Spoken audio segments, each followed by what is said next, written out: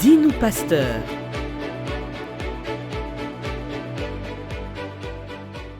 Bienvenue à vous encore pour ce numéro, un deuxième numéro de Dis-nous, pasteur. Et aujourd'hui encore, je reviens avec les 7 secrets d'une vie épanouie. Et nous allons aborder aujourd'hui notre deuxième secret, qui n'est autre que le silence. Souvenez-vous, au premier numéro, nous avons cité tous les 7 secrets que nous avons abordés pour une vie épanouie. Et le premier secret, si vous vous souvenez, on a parlé de la discipline. Et pour ce deuxième secret, nous parlons aujourd'hui du silence. Écoutez un peu cette pensée. Dans un monde où tout le monde parle, où les opinions fusent, où le bruit est roi, Dieu cherche des hommes et des femmes qui savent se taire pour entendre Dieu. Savoir se taire pour entendre sa parole. Le silence n'est pas l'absence de son, mais c'est une attitude que quelqu'un peut prendre en fonction de plusieurs raisons. Beaucoup gardent silence par rapport à plusieurs raisons. Quelqu'un peut se taire parce qu'il est fâché. Le silence peut être aussi le résultat d'une désolation. Il est déçu, il se tait. Le silence peut aussi venir d'une vie mortifiée, calomniée, rabaissée, mais dans le silence, après avoir vu toutes ces choses, cherchons beaucoup plus la présence de Dieu. Dans le silence, je peux avoir plusieurs raisons qui me demandent de garder silence. Mais la raison que moi j'aimerais avancer ici, à partir de ce numéro, c'est la raison où nous gardons silence pour chercher la face de Dieu. Nous gardons silence pour entendre la volonté de Dieu. Le silence doit nous emmener à vivre ce que Dieu veut que nous puissions vivre. Quand je suis dans le silence, j'ai la capacité d'entendre Dieu. Quand je suis mortifié, je peux garder silence pour entendre la volonté de Dieu. Mais dans le silence, après avoir vu toutes ces choses, comme je venais de le dire, cherchons plus la présence de Dieu, afin d'être restaurés par le Christ. Lisons la parole de Dieu dans Ecclésiaste 3, le verset 7. Vous connaissez certainement ce passage. La Bible dit, il y a un temps pour se taire et un temps pour parler. J'aimerais que nous puissions lire ce passage. Comme j'ai l'habitude de le dire, nous allons lire ce passage avec la version parole vivante. Je suis dans le livre d'Ecclésiaste. Que dis-je? Nous allons lire même avec la version parole de vie. Ecclésiaste 3, le verset 7.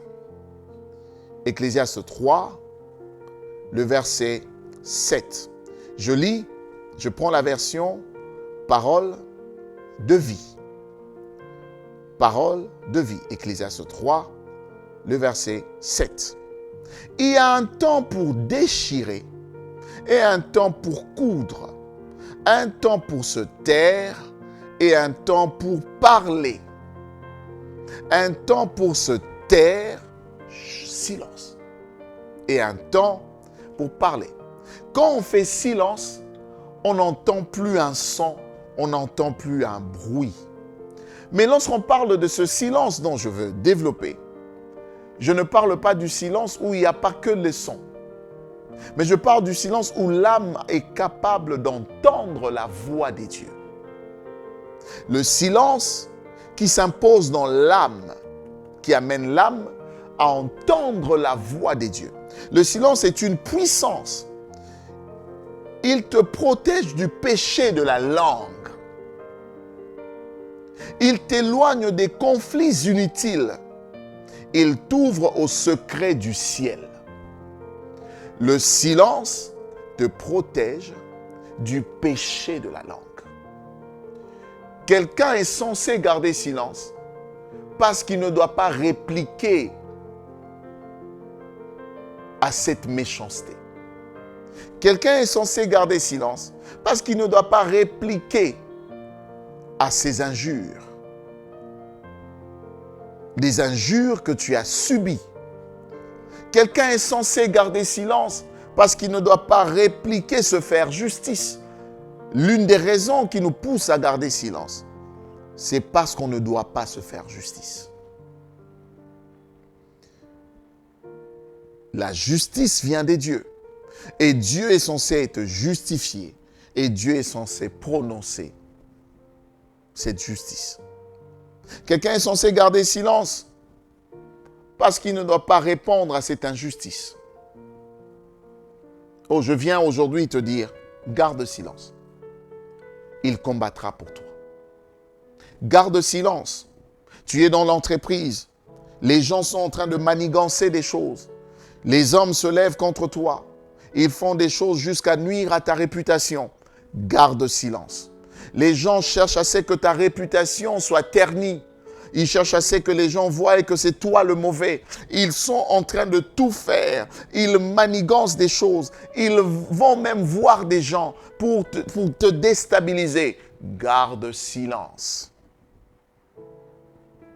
Les silences ne veut pas dire être naïf. J'y reviendrai. Dans les silences, nous restons pas isolés, mais demeurons à l'écoute du Saint-Esprit. Seul dans sa présence, que Dieu nous parle. L'endroit où les choses s'alignent, là où nos pensées deviennent de plus en plus claires. Lorsque nous restons dans sa présence, nos pensées deviennent de plus en plus claires. Ça se clarifie. Ça devient clair. Ça devient clean. Le silence est une puissance. Le silence est une posture de maturité.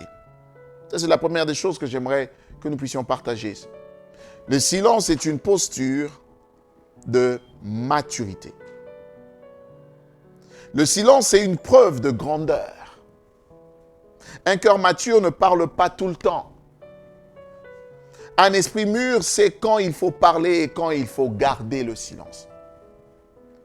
Matthieu 27, le verset 14. Quand Jésus était devant Pilate, la Bible dit qu'il ne répondit rien parce que le silence était plus puissant que tout argument. Devant Pilate, il n'avait pas besoin de parler. Qu'est-ce qu'il va encore expliquer? Celui qui sait garder silence s'empêche de donner des explications à tout moment. Mais celui qui garde silence devant les hommes est bavard dans la présence des dieux. Je préfère ne pas vous expliquer les choses. Je préfère ne pas me justifier sur les choses. Mais je préfère rester bavard dans la présence des dieux.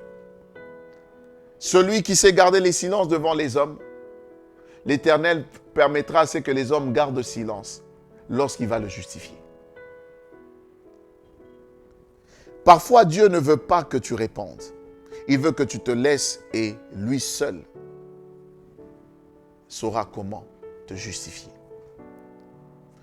Parfois, Dieu ne demande pas que tu cherches à montrer à tout le monde que tu peux juste te justifier. Tu n'as pas fait ça, je n'ai pas fait ceci. On t'a accusé à tort. Tu veux à tout moment, tu veux à tout prix dire des choses. Non, on m'a accusé à tort. Vraiment, je n'ai pas fait ça. L'épanouissement passe aussi par le silence. Ton épanouissement passera aussi par le silence. Je prie pour quelqu'un. Ne réponds pas à la méchanceté des hommes. Les hommes qui se sont levés et qui deviennent de plus en plus méchants. Méchants en ce qui te concerne. Le silence que tu observeras te donnera la victoire sur les choses.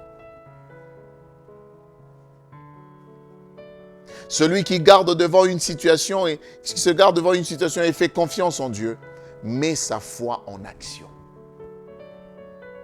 Tu ne te défends pas toi-même, tu laisses Dieu plaider ton dossier. La deuxième des choses que j'aimerais nous partager, le silence attire la voix des dieux.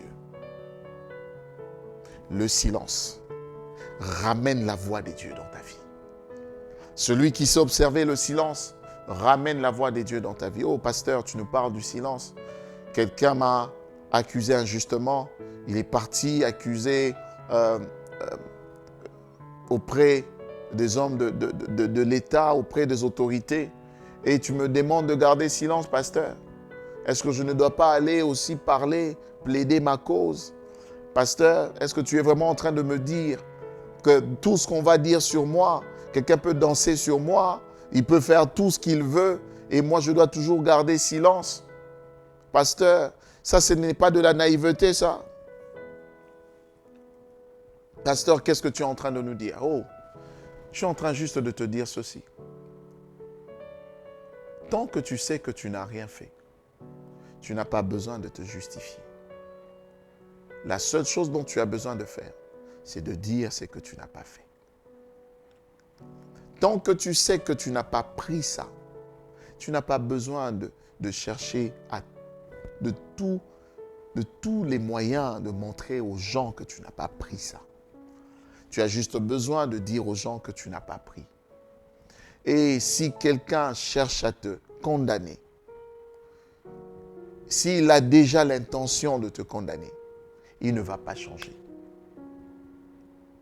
Si quelqu'un cherche à te faire du mal, il ne changera pas parce que tu as parlé. Mais il y a une chose qui va le faire changer d'avis. C'est lorsque tu vas vers celui qui sait prendre soin de ceux qui sont innocents. Les hommes, tu peux parler, tu peux plaider ta cause. Mais les hommes seront toujours manipulés aussi. Je ne dis pas toujours, mais ils sont parfois manipulés. Mais le Seigneur sait comment te donner la victoire. Et si tu sais que le Seigneur te donnera la victoire, plaide ta cause auprès du Seigneur. Dis à Dieu, Seigneur, je suis innocent dans cette situation. Entre dans la prière. Parle au Seigneur. Quand la méchanceté des hommes se lève, retiens-toi de ne pas parler devant les hommes. Mais va dans la présence des dieux. Est-ce que vous vous souvenez des piliers de la discipline? Celui qui sait se retenir. Retiens-toi de ne pas parler devant les hommes. Va dans la présence des dieux. Parle. Car le silence attire la voix des dieux. Quand tu vas dans la présence des dieux, il parlera. 1 Roi 19, le verset 12, après le feu, un murmure doux et léger, et Dieu était dans le murmure. On parle ici de l'histoire du prophète. Et on dit dans 1 Roi, le chapitre 19, le verset 12, que Dieu n'était pas dans un vent qui soufflait fort. Dieu était dans un murmure doux et léger. Écoutez ce passage. Écoutez encore ces passages. Nous sommes dans 1 Roi 19, le verset 12. Et après le tremblement de terre, un feu. L'Éternel n'était pas dans le feu. Et après le feu, un murmure doux et léger. Quand Élie l'entendit, il s'enveloppa le visage de son manteau. Il sortit et se tint à l'entrée de la caverne. Et voici une voix lui fit entendre ces paroles. Que fais-tu ici? Si on rentre sur le verset 11, la Bible dit, l'Éternel dit, sors et tiens-toi dans la montagne devant l'Éternel. Et voici l'Éternel passa. Et devant l'Éternel, il y eut un vent fort et violent qui déchirait les montagnes et brisait les rochers. L'Éternel n'était pas dans le vent. Alléluia. Il n'était pas dans le vent. Et après le vent, ce fut un tremblement de terre. L'Éternel n'était pas dans le tremblement de terre. Et après le tremblement de terre et un feu, l'Éternel n'était pas dans le feu. Un murmure doux et léger. C'est là que l'Éternel se retrouvait. Un murmure doux et léger. Parfois, nous avons l'impression que Dieu est dans les choses que nous considérons être grandioses. Parfois, nous avons l'impression que Dieu est dans nos méga church. Parfois, nous avons besoin, quand une église a plus de membres, cela parle de la manière dont Dieu est tellement présent. Parfois, nous pensons que la voix de Dieu se fait entendre dans des églises où nous avons des milliers de personnes, où nous avons 5 000, 10 000, 100 000. Quand Dieu te bénit ainsi, nous acclamons et nous bénissons le Seigneur. Parfois, nous pensons que Dieu est dans le feu, dans des services que nous faisons.